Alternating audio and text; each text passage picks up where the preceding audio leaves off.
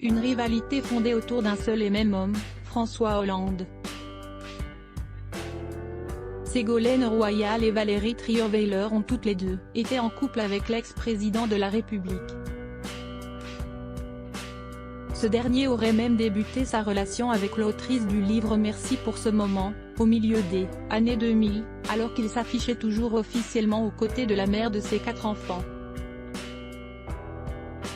François Hollande a finalement rendu publique sa relation avec l'ex-journaliste de Paris Match auprès de Gala, en 2010.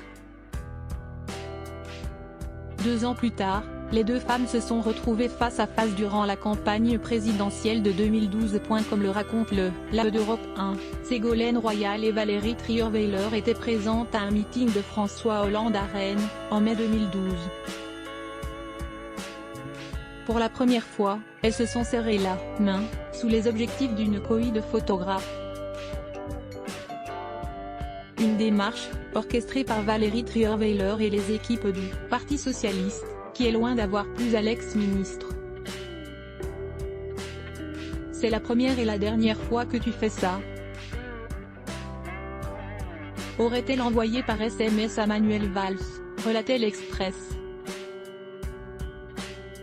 Je ne suis pas une people, mais une personnalité politique de premier plan.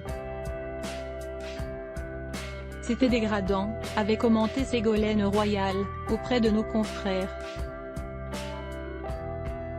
Photo, découvrez les femmes qui ont compté dans la vie de François Hollande. Dans la foulée de cette séquence, les relations entre Ségolène Royal et Valérie Trierweiler ont été particulièrement tendues.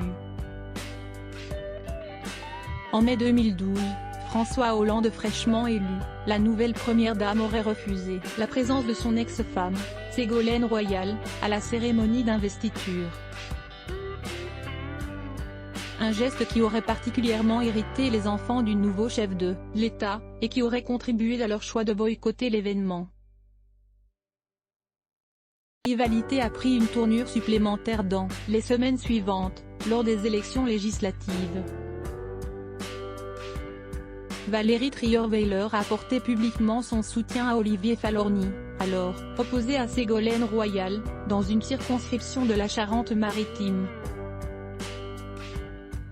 Un écrit que regrette aujourd'hui l'ex-première dame.